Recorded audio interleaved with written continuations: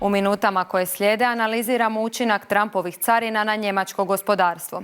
Osobito autoindustriju u kojoj je zaposleno gotovo 800.000 ljudi.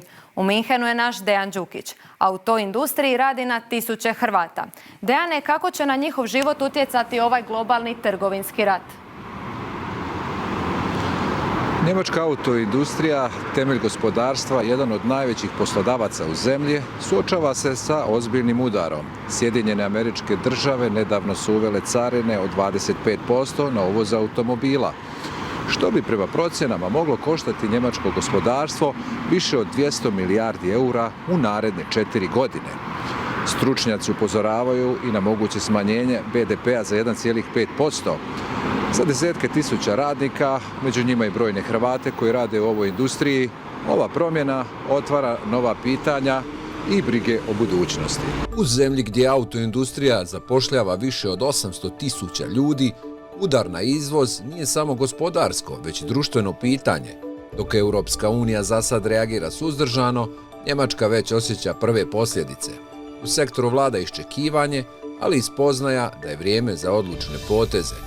Daniel Tomić, dugogodišnji menadžer u automobilskoj industriji, upozorava da nove carine pogađaju samu strukturu globalne proizvodnje.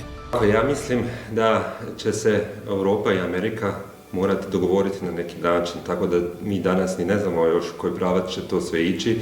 Vidimo malo i iz dana u dan neke promjene, znači danas su carine visoke, sutra mogu već biti niske. Imamo jednog zajedničkog protivnika i to je Kina. Kina ima jednu veliku prednost zato što proizvodnja u Kini je dosta vertikalno integrirana, znači oni imaju sve svoje sirovine, sve svoju tehnologiju u državi.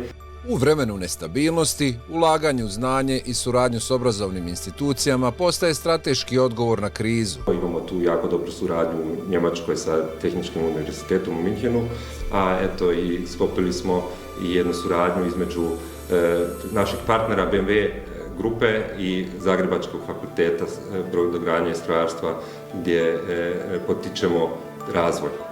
Treba li se hrvatski radnik u Njemačkoj danas bojati za svoju budućnost?